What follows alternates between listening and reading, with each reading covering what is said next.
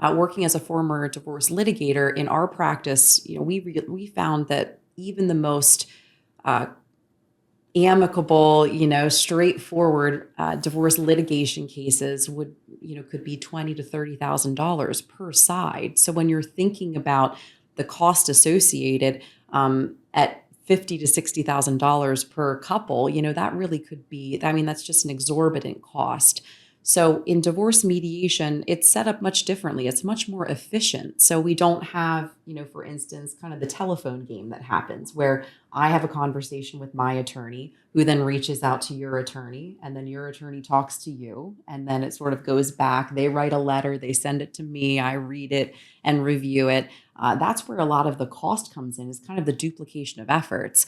But here we have an opportunity where the mediator sits down with both people together, to have these conversations in real time where we can find out, what's going on. We don't have a lot of miscommunication or wasted efforts because everyone can sit down together and have these conversations in real time. So in that respect, it really is a lot more cost effective and a lot more time, a lot more efficient to be able to be going through the mediation process. Here at New Hope, we also do things a little bit differently. We have a flat fee model, and we also find that is really helpful for people to be able to understand what they're getting themselves into. So instead of an initial retainer that's used and exhausted, and then you replenish it, and you really don't know if there's an end in sight, we have a flat fee mediation fee that is paid by both parties, that is sort of shared by the two of them. So in that instance, it's really something that is a lot more definite, so people can understand what the cost is up front, and there's not a whole lot of question marks there. We try to get you through the whole divorce process from beginning to end for around, or maybe even a little bit less, than what it would cost for one spouse to pay one initial retainer to one lawyer. So typically, the participants who come to New Hope for their divorce mediation pay a flat fee that ranges somewhere between $7,000 and $9,000 total. And that's not per spouse. That's, as Karen pointed out, that's together. So that's around what you could expect to pay one litigation attorney, one initial retainer, which of course would have to get replenished. So we feel if we can get people through the entire divorce process, from all of their mediation sessions to writing up their agreement into their marital settlement agreement and custody stipulation, and assisting people with the pro se divorce filing process, all for less than what they would pay one attorney for one initial retainer, we feel we're providing a really empowering service to people who do not want to spend their family's resources, exhaust their children's college money, paying lawyers that they don't need to be paying. Yeah, I think it's also important that to keep in mind, there are some exceptions to that. I would say the vast majority of our mediations are in that ballpark, the $7,000 to $9,000 range. The cases that we see that might be below that $7,000 range, which are a handful, would be those that typically don't involve children, that don't involve complex financials, that the situation is pretty straightforward, and maybe in some instances, people that have already done a lot of the work themselves have reached agreements that are very well formed and that are utilizing our mediation services just to make sure they haven't forgotten anything, to make sure that they're working with us to be sure that they've considered all of those details. So that's one way that there could be some isolated incidences where there's a fee that's less than that $7,000 range. And similarly, there are a handful of cases that we have that do exceed that $9,000 range. And in those instances, those are more cases that are, in most instances, are financially complex.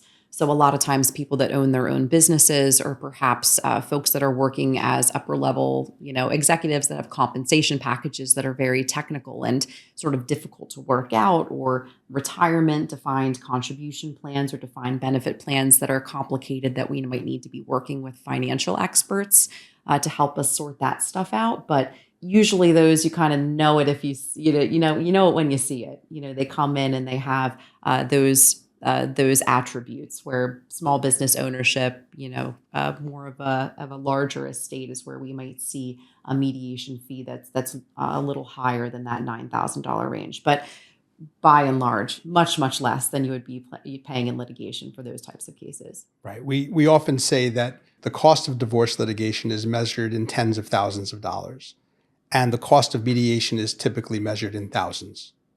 Similarly, the time it takes to litigate is usually measured in years, and the time it takes to mediate is typically measured in months. They are completely different ballparks. Another thing to understand is that our flat fee, we try really hard to make this process as predictable as possible. Nobody likes surprises. One of the hardest parts about divorce litigation, or anytime you're working with a lawyer who's working on an hourly basis, is just not knowing from month to month what the bill is going to be. By having a flat fee, you can plan and budget accordingly up front, and it gives you a clear sense of what you're in for as far as the cost. Certain things are not included in the flat fee, right?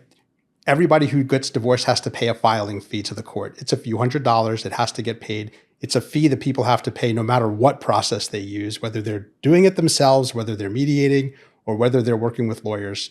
You have to pay that flat fee to the court, that filing fee to the court. And the other thing is that there may be other professionals that you wind up working with in your divorce process. You might hire financial neutrals to work with. You might hire a therapist. You might hire a lawyer in addition to your mediation process. Those are fees that you pay directly to those professionals. For us, our flat fee covers our services, the entire comprehensive process from beginning to end, so that there are no surprises and so that people can conserve their resources and use them efficiently.